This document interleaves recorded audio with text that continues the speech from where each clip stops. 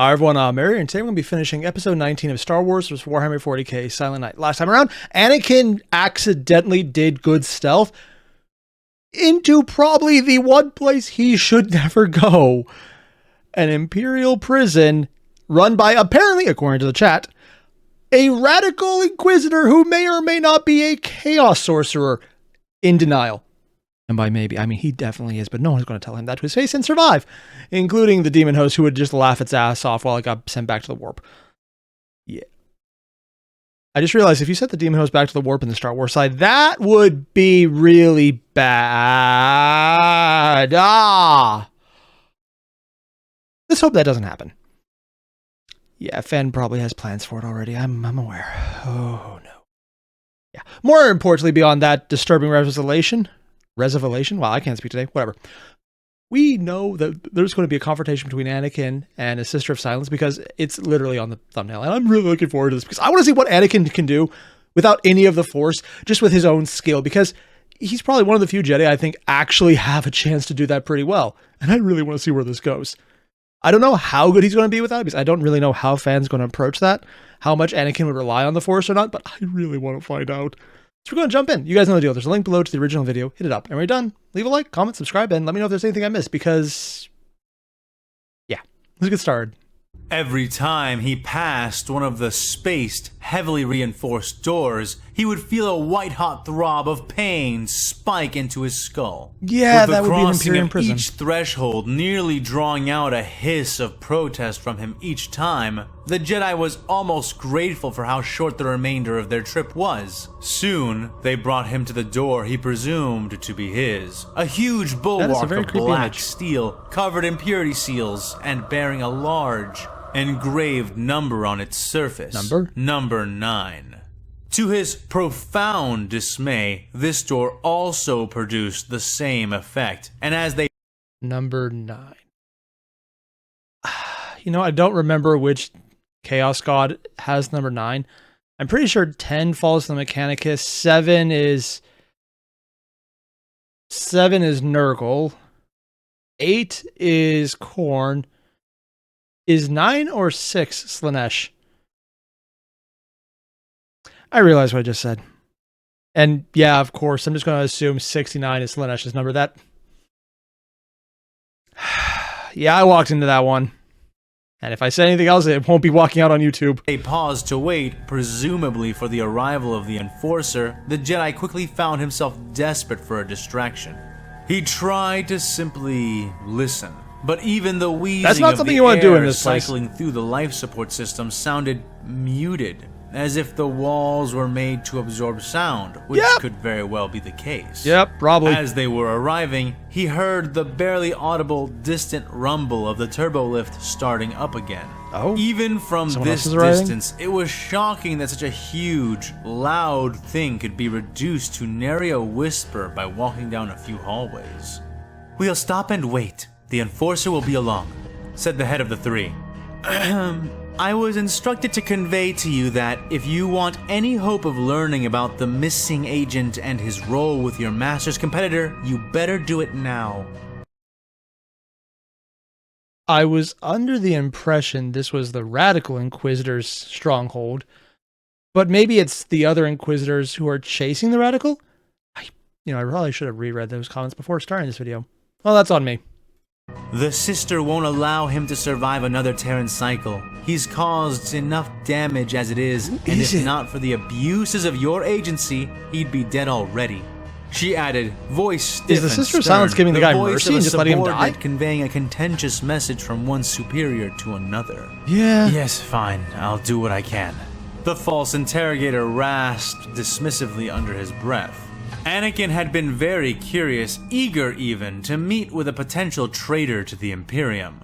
There was an old saying, "The enemy of my enemy is my friend." Oh. That is an old saying. But the other hand to that is the enemy of my enemy might also just be an asshole who wants to kill me equally because reality fucking sucks. It's a little known addition to it, but it's very accurate. Also, fan, where the hell did you find someone with a bomb strapped to their back as art?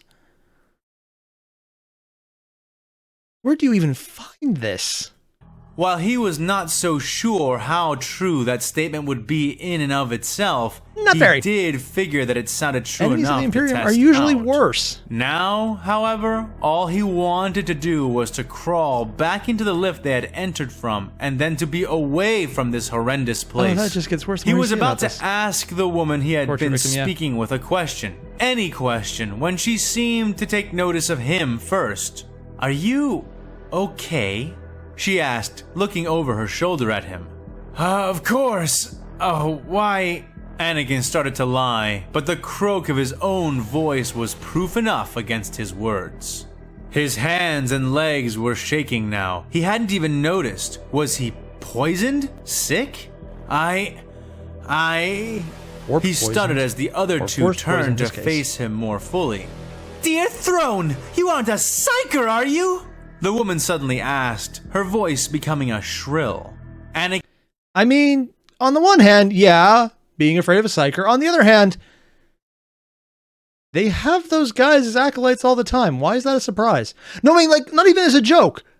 I get that it's not a huge issue, but also because they're not talking about the radical, they're probably talking about the one chasing him who would be more puritanical. It would never actually engage in a psyker in that case, which makes a lot more sense, because if it was the radical using a psyker, this would be a non-issue. Okay, never mind. That actually makes a lot more sense and does clarify exactly whose ship this is. Anakin's telepathic abilities were stricken by his state, and therefore sluggish, too sluggish to warn him of the woman's sudden suspicion and following epiphany. However, the Jedi Knight did indeed notice the change in her posture, the shifting of her weight, and the raising of the muzzle of her weapon. The Force-born warrior was certainly distressed, pained in fact. But he was far from helpless, and even as the other two women began to move in sync with their leader, they could not quite overcome the simple fact that Anakin Skywalker himself was standing within Saber's reach of all of them. Oh, they're that close. His blue blade activated, tearing out of the hidden pocket of his robes and flashing through the air and that into lightsaber his in hand. pocket? The first sweep of the blade killed the woman to his left, slicing her cleanly in half, the follow-through taking the blue saber through the weapons of the other two, one of the shotguns exploding as his burning weapon touched the gunpowder in the shells. The resulting blast staggered all three warriors, though Anakin called on the Force, painful though it was, to push the remaining two Imperials into the wall opposite him, slamming each with enough force to knock them out. He slumped, leaning against the wall beside the door and wiping sweat out of his face. Already, he could hear the heavy, if smothered, footfalls of the nearby patrols rushing to investigate the sounds their struggles had caused. I mean, on the one hand, Anakin went to killing without any thought, and we're having no reflection on it right now, which some of the other characters had at this point. So you can see that Fan is definitely showing, yeah, no, Anakin's way down that path to the dark side, which he was kind of already following, and he actually talked about in previous end-of-video parts, and honestly, yeah, really cool elucidation of how he thinks about this. More importantly, though, the fact that he's still reacting to all of the bullshit around him is actually reassuring that he's not completely lost yet. I know multiple people have told me they're really hoping he still falls to the dark just so that they get Vader versus the Imperium. Personally, I would love to see if this went a different way and this just goes completely nuts and maybe not Vader, but something else happens, because I like butterflies. Yeah, I just like seeing what happens when that butterfly flaps its giant Imperium-sized wing and the story gets derailed. Still nice that he can feel that level of this is wrong, but he's also down that path far enough that immediately killing a bunch of humans and sentients in front of him is like, okay, yeah, good. By this time in the Clone Wars, killing is probably not nearly as inducing as before, considering he already had a few rage murders under his belt by this point. Yeah. He'd have to fight his way out. His cover was blown, but he wasn't going to leave empty-handed. Looking at the door he had been brought to, he raised his saber and froze. What? The light that had been with him ever since he was born, the light of the Force itself, flickered and then failed. Wait, is this a canon character? Oh, that's not good. anything canon from 40K is usually really fucked up if it's not a main character, and even the main characters are fucked up. 40K, the world where the Imperium is the good guys because everything else is worse. The Jedi Knight gasped loudly, dropping his saber from his hands, letting it deactivate and fall to the floor, letting it roll away. His fingers scrabbled and clutched at his chest. He couldn't breathe. He couldn't see. Dark side eminence? He took a deep breath again and held it, counting down 4, 3, 2. What is this even from? 1. He released it. He could see. He could breathe. Oh. But the Force was gone. He had no idea what was happening to him. Okay, so, 1, he got over that pretty damn fast. That's actually impressive. But it had to be a result of this place, this prison. Reluctantly, he realized that he'd have no chance of escaping if he tried to take someone else along with him, and turned away from the door, looking for where his lightsaber had rolled. Oh no. And froze for a second time. Standing there in the hallway was a thing. Anakin's eyes couldn't. Of course. He pulls up the sister's skeletal face as the art, and the first description of a Null always is the most disturbing because people just think they're absolutely repulsive on instinct, and a Psyker more so, and considering this is equating Star Wars Force to the psychic powers, saying a thing is probably the nicest description that anyone could imagine for a Null. Honestly, there's been a few things, oddly enough, that I think Alpha Busa did, where I thought it was an orc in a human flesh mask when they described a certain Null that just happened to be on screen. That was a while ago then. But place it at normal first. reaction, actually. Couldn't quite comprehend it, despite its more or less mundane shape and baseline appearance. It was wearing powered armor, or at least something similar, and was holding a long two-handed sword. Ooh, it's a It was vigilator. tall, but not as tall as a space marine. It was a woman, but not like the women he had seen before. Yeah, this one will fuck you up a lot more. It looked human, but it wasn't. It couldn't be. She was unhelmed, bald save for a single topknot of long white hair, braided into a thick rope which reached down to the back of her shins. Her face was smooth, almost as pale as her hair, and adorned with blue eyes that never seemed to blink and pierced the soul. Even through the thick plates of her fitted armor, one could see that she was molded into the lithe form of a dancer, despite how casually she handled the brutal blade in her hands. She was, without a doubt, the single most hideous thing that Anakin Skywalker had ever seen in the entirety of his Classic life. Null. She, Also- it, or whatever this person, this enforcer was not human, nor anything even remotely close. The death in her eyes was the death of everything, the death of the Force itself, and as she came closer, step by step, the Oddly enough, that's a very useful choice of words for fan. How long did this come out? Oh, 2 years ago, roughly? A little more than, 2 years ago? Huh. Considering some of the things that came out around this time about Psychic Awakening, how when you cut off everyone from the soul, or, go into the Pariah Nexus where there's literally no warp access, you die. That's actually a very prophetic way to describe someone dealing with this level of bullshit. Actually, he probably knew about Pariah Nexus because this would have been around the time that had probably just come out recently. I don't remember if it was 2021 or 2020, mostly because those years kind of blur together massively, and I don't care to remember enough about them to fix that. I wonder if that's actually an intentional choice on his part because of that, or it's just a really good description because terrifying Null. Both work, though. The world bleached more and more. Anakin pulled his eyes from her with great effort, starting to search for his lightsaber. I'm still a little nervous about whatever's behind him. In near immediate response, the Force-eating creature swept its sword up, striking the bar of fluorescent light above them and shattering it.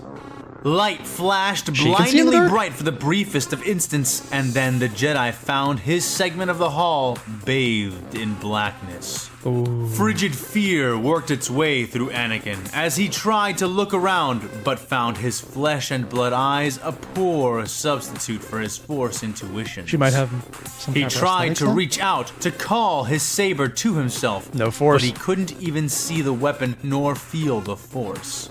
Realizing his task was fruitless, Anakin crouched in the darkness, fumbling about with his hands, and feeling the cooling body of the warrior he'd bisected earlier. Meanwhile, the thing in the hallway had begun to walk forward, footsteps sounding softly in the shadows. The Jedi could feel his heart beating in his ears, fingers probing about desperately until he found the stock and handle of the woman's shotgun. Oh! He could still hear it getting closer, yet somehow the thing in the hallway was simultaneously becoming harder to hear. Something Anakin chalked up to his panic. Field. He gave the gun a few hard tugs, wrenching it out of the warrior's dead grip with a frustrated yell and nearly falling back with the effort. And giving away his position. Weapon in hand, before, Anakin rose, his shoulder against the wall, shotgun out and leveled as he slid up to a standing position. He could not hear her any longer, the only sound the Jedi could make out being those of his own shuddering breaths and the rapid pounding of his own beating heart. He was sweating still, but now he felt so cold, so severed from the Force, that his bones were aching. Dude. Saliva gathered in his mouth rapidly, his body, his very cells, seeming to forget how to function without the constant company of the Force. And honestly, that's not a bad description in general, because like I mentioned before, the entire pariah aspect, cutting someone off from the Force long-term on a powerful enough field is literally going to kill them. In weird ways that aren't explained, but it did end up with a lot of people dying in admittedly really fucked up ways when the body still worked, but then they kind of stopped being sold. In the sense of having a soul. Insold might be a better choice of words. Yeah. I just love this description of how, as she's getting closer, she hasn't even attacked him yet. Just the mere presence is having such an overwhelming, powerful effect. Oh, god damn it. There's a Calyx assassin anywhere. I'm not sure if I'm saying that name right now because I've actually only read it now that I think about it. Huh. That would be so much more devastating, and this is bad enough as it is. Despite this, he kept control of his breathing and kept his mind and thoughts under control enough to know what he was doing. Anakin waited. He listened, and after a few brief moments of silence, he took a step back. He stepped right into the silent monster, and had half suspected that he would. Spraying bitter sweat with emotion, he rolled forward, avoiding the wide flat of the thing's blade. Because he does have fighting experience. But his hood and robe did not. What? Caught on the superhuman strength of servo actuators, the Jedi was thrown aside, thick robe torn away by the action, and left tangled on the large sword of this new, monstrous Imperial. To his credit, the Jedi kept his feet, staggering for only a moment before he lifted and fired the shotgun. The blast was inaccurate, and the kickback nearly took the gun right out of Anakin's hands. Which I blame partially on Force, and partially because how often do you see a Jedi ever do weapons training with ballistics? I mean, actually, now I think about it, does anyone in Star Wars actually use explosive propellants? Other than some maybe rimward things that are just kind of like, hey, we'll use whatever we get. And is probably mostly pirate and smugglers because sure, why not? I can't think of anyone actually now that I think about it. It's all energy now. Energy and ion. I'm sure there's probably some. I'm just not thinking of it. Yeah, I just can't think of any. Leaving him briefly fumbling with the weapon. He wouldn't even know they'd have kick Meanwhile, the blast and following glints of shrapnel striking armor lit the space for just long enough for the enemy's approaching form to be visible. Yep. The Jedi Knight kicked, catching the new warrior in the chest, but failing to stop her advance or stagger her back. Instead, she rushed in through the blow, Anakin yowling in pain as he stomped into her unyielding form, and was instead himself carried back and pinned to the wall. Damn! He kept his leg braced against her, trying to push back as he brought the gun up again for another shot. He blasted, but not before she had come even closer, forcing his knee to bend and grabbing the muzzle of his gun, God yanking it out to the right just before he fired. The shotgun discharged out to the side, showing Anakin another flash of his assailant's face, dead eyes burrowing into his. But soon he did not need the light of his gunfire to see those pale blue spheres of hers. Still pinned to the wall by the pressure on his curled leg, Anakin watched as the sword the woman wielded came to life, sparking along the blade and illuminating its surface with the incandescence of a deadly power field. Ooh. So she has a power sword? Dude. Because he's already encountered one of these before in that first Space Marine fight he had. And that thing was... He'll remember this type of weapon. She held it, single-handed, it's not a Space Marine he's fighting, but nearly damn, if they're not trained throat. Pretty damn well. His free hand had grabbed her wrist, his right hand still clutching the shotgun. She herself having an arm that was similarly occupied. She tore the gun out of his hand, and he raised his palm. "I am one with the Force," Anakin muttered, focusing hard, attempting to pierce the penumbra of fear which had ensnared him. Trying with all his might to touch the Force, to use it, to wield it. He watched the woman's deathly eyes widen somewhat, watched her topknot sway in a wind that did not exist, and then watched her respond by using her recently freed hand to grab his neck. On the one hand, he just did something incredibly impressive. He managed to overcome a null field while in physical contact with a null and still use the Force. The downside to that being, it was functionally useless. Yeah. I mean, definitely shows Anakin's powerful, but that doesn't matter when it doesn't add up. Anyone else would probably... Hell, there's a very good chance a few of them might have literally run away screaming and broken under this amount of, well, null fields. He choked, faltering as her ceramite fingers closed around his airway, his own hand instinctively grabbing at her wrist, trying to pry her off. But she was implacable, answering his resistance by slamming his head back against the wall, once, twice, and then a third time. Whoever was in that cell. Anakin's vision was spinning. He could feel foam and spittle gathering at the corners of his mouth. It wasn't just that she was strangling him. But now that she was touching him directly, he felt as if his mind were an oyster caught in a crushing pincer, mere moments from splitting open. He couldn't breathe. Might be a literal description too. He needed help, but this time, as darkness closed in around him, Anakin found no clones charging to the rescue or sudden shouted war cry of help being on the way. All he found, all he saw, as his mind faded away into unconsciousness, were those empty, monstrous blue eyes staring, unblinking, unfaltering into his own. Like twin voids expanding in a cruel sky, they devoured him, and Anakin Skywalker knew no more. What?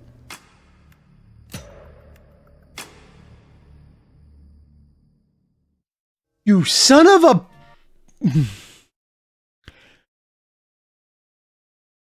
You just...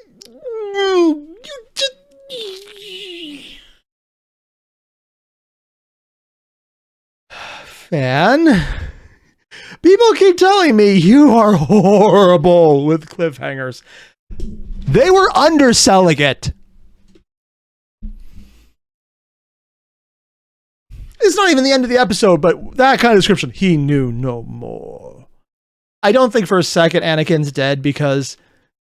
No, that's way too many plot points you can possibly give away right there, and it would be kind of anticlimactic if that's how he goes. Don't get me wrong. Obi-Wan going would be honestly more part of form for him if it's something really impressive to save people, but you're building up to that and you haven't got to that point yet. Anakin has had so little screen time. If this is how he went, I would not believe it for a second. Especially since his mind knew no more. And then he probably wakes up later because that means he's captured, which honestly is probably worse than if he had died because Imperial prisons and mercy is, yeah, don't do that. It's a step above Dark Eldar. But only because that's the comparison I'm thinking of off the top of my head, and not much else gets there.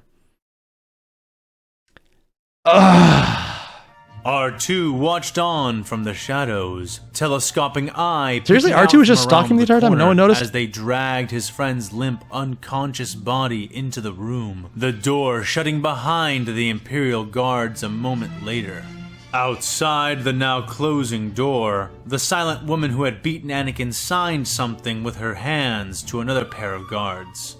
It had been somewhat difficult to track his Jedi companion down to this place, and he had been forced to rely more than once on the Imperials merely overlooking him, something he hated to do.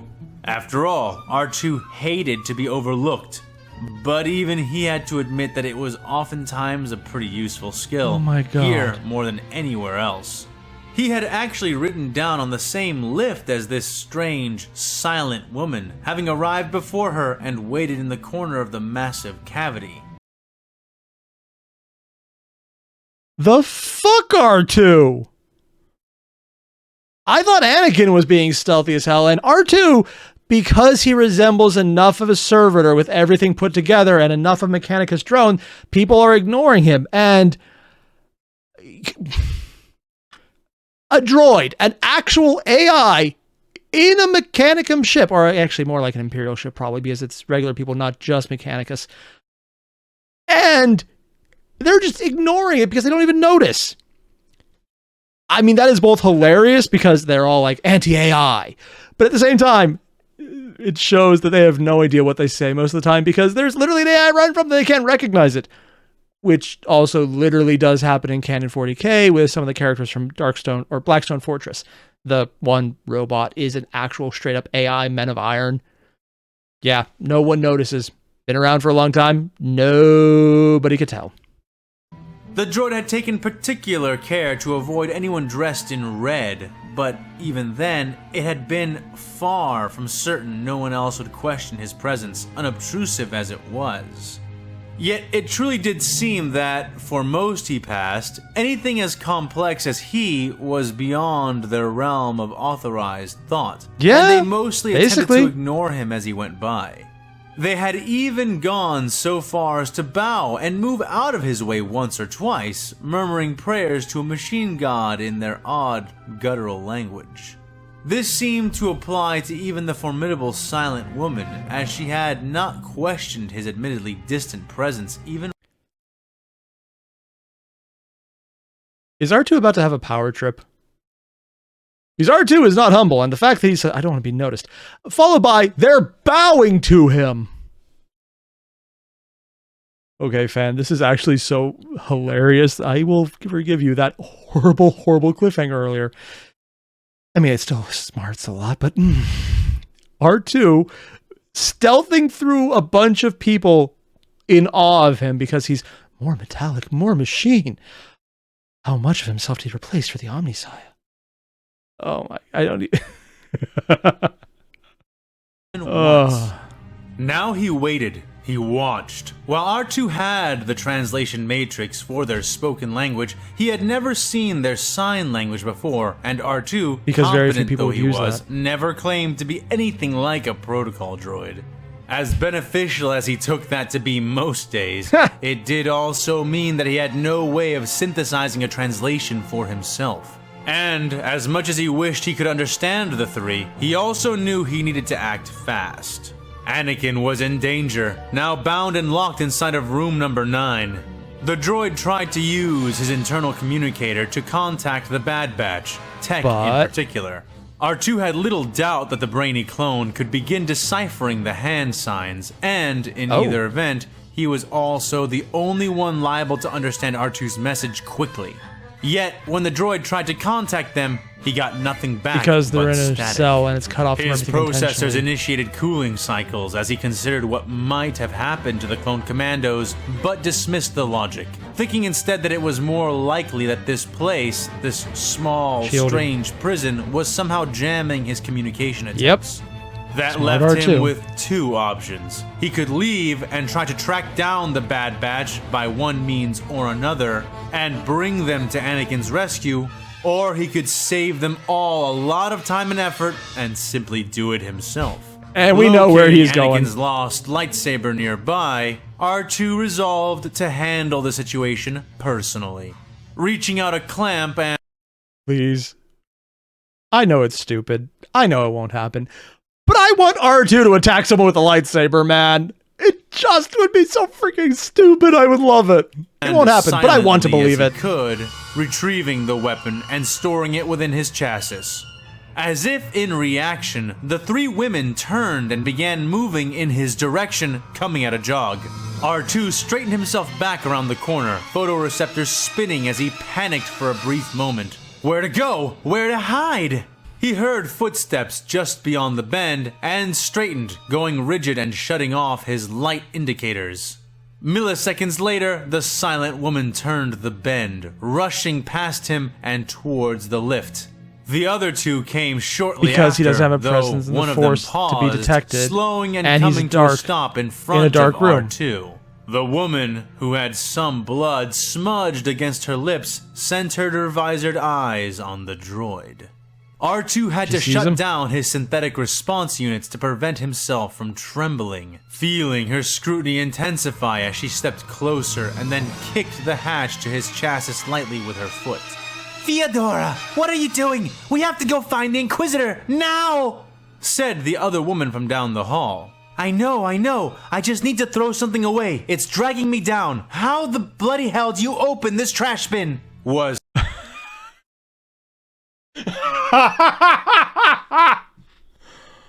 Oh. They think he's a trash can because he actually does kind of look like a trash can. From all the people genuflecting and being reverent to him, and admittedly they might have thought he was a trash can as well and still done it because that's something I can see happening in 40K. Oh, is R2 going to fuck this up because they just insulted him more than he can deal with? Was her response, scowling as she kicked R2 again, nearly knocking loose one of the hastily applied skulls of his disguise. The savvy droid took the opportunity to swing his body up and parallel, popping open his chassis once more. He desperately hoped she did not notice the tools, mechanical arms, and, of course, Anakin's lightsaber all stuffed within the now visible confines. But it's also dark still. Worried. The woman hastily stuffed the broken remnants of her shotgun into the cavity, cramming them in painfully before manually kicking closed his chassis hatch and running off to catch up to the others. R2 waited until he could hear the lift start up again, and then released a low, relieved whistle. Then, with a shake of his rotating dome, he steeled himself and looked down the now empty hallway. After a few minutes, the guards that had been inside exited, walking away in the opposite direction, giving him his chance. Thinking of his imprisoned friend and his beloved owner back on Coruscant, the little droid trundled forward and approached the mechanical controls of the massive black door. He had faith that he'd be able to adapt to one of its ports, but felt more than a little trepidation as he came closer. Yep. After all, from what he understood, this room had already housed one inhabitant. And as R2 reached up and began to manipulate the door's controls, he truly could not help but wonder, what kind of creature was considered a criminal by an empire that would make the cruelest hut green with envy? Oh. Considering the image Fan just chose is a world eater that looks very corrupted because of the spikes, that would be unpleasant. The thought was troubling, but he held on to it. After all, the logic behind that caution was more than sound. Yes! And only made him worry all the more for the fate of his Jedi friend. Now we're doing another meanwhile, son of a... To my most esteemed and illustrious War Master, Lord Tyrannus Macarion II. I am most pleased to report the success of my inquiries, my lord, and am further pleased to confirm your suspicions. While many among the sector regimental forces seem to be more than susceptible to subversion and indoctrination, The Calambian Patriots, widely regarded as one of the premier fighting forces of the sector itself, are anything but desirable in these regards. Your decision, therefore, to group them with the other non-compliant regiments that came from outside the sector was a prudent one. Soon, the losses suffered by those forces shall either ensure their irrelevance or, most ideally, fate them to extinction. Additionally, their martyrdom will further increase the fires that you shall use to soften the loyalty of both the fighting men and officer castes, preparing them for the hammering that is to follow.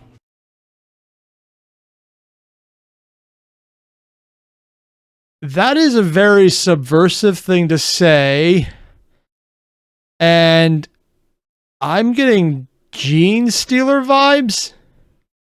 I mean, they're everywhere. It would make sense, but would Fan actually bring in a Gene Stealer faction here? Ooh. The really fucked up part, this is actually a faction 40K would have a hard time dealing with and does have a hard time dealing with Star Wars. There's a lot of bioplagues out there in Star Wars that were absolutely horrible and did what the Gene Stealers do, but faster. So this is actually something they would be very good at dealing with, if only because they have a lot of records at this time before they destroy them all about how to deal with it. Granted, the outcome of how to deal with it is burn the shit out of it, which admittedly is also the Star Wars side, and the 40K side, but they would need to do it faster. And, Force sensitive might actually find out faster. Won't happen, but I do appreciate that only 70% of the Calambian fighting forces within our own command could be transported down to New Cadia, and that the rest will have to be dealt with in their own time, and without undue attention or action. New Cadia was Tatooine, right? And they'd put a good portion down. Oh.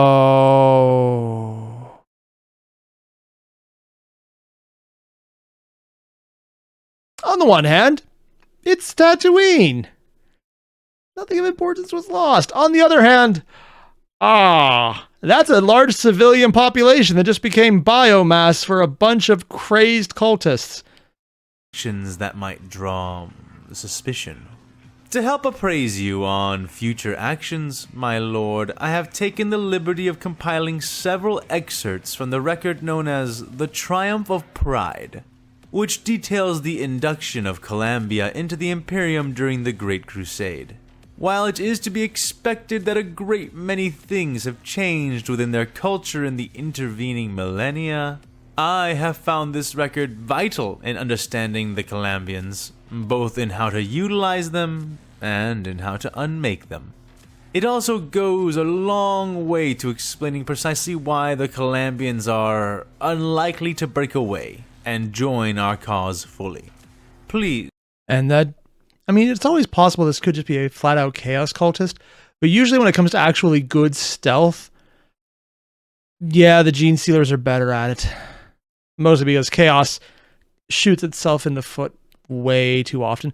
Not always, often enough to be caught, but people don't ask questions already. View it and judge its merits at your leisure. With abundant regards, Pius Gorthank, adjunct to the War Master.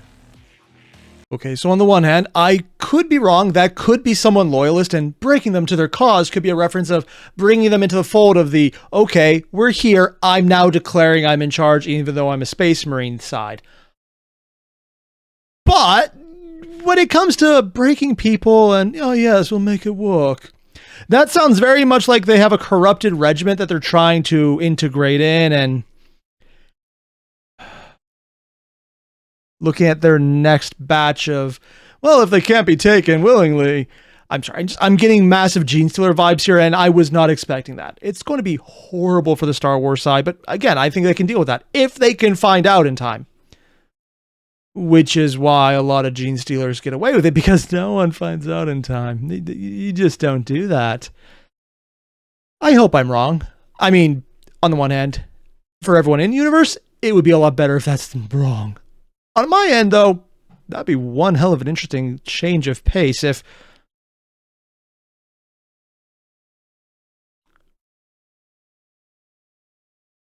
Tyranids are basically bioweapons that are almost completely warp resistant based on the shadow in the warp. I mean, not completely, but significantly. And I was just thinking, what is the Star Wars comparison to a biotechnological, grows everything they need society? There's no way this is GCOs, because that would be like saying, hey, here's a beacon, distant cousins, that may or may not have world ships and basal dolphins, or dolphin basals, or whatever those wormhole, or not wormhole, black hole transportation vessels are. Yeah, there's no way, there's no way Fan would draw in the Vong this early. There's no way that would happen. There's no way. I'm definitely wrong. I don't. Someone would have geeked out over this way sooner in my comment section if that was the case. So I'm going to assume I'm very off basis here. Please confirm that. I would be okay with that. I just, if it's Gene Stealer, the similarity there would be like the similarity between the Force and the Warp. But now the idea is in my head, and I'm not going to get rid of it, am I? No, I'm not. So I'm going to cut this here and go scream into a pillow and just try and badger this thought until it decides to spontaneously not exist. Will that work? No, because I have to work tomorrow, so I can't drink enough alcohol to make that possible. But I'm going to try anyways, minus the alcohol part, so much less fun. So if you haven't already, there's a link below to the original video. Hit it up. And if there's a better explanation, let me know. Tell me this guy's just not someone I should be worried about, because I feel like someone that high placed with that overly flowing of a rhetorical style is definitely someone I should be worried about, and I don't know why yet. I was waiting for the word patriarch to drop, honestly. Yeah. So I'm just going to go and forget all of that intentionally. Never remember it. Yep. And I'll see you guys in the next one. Adios.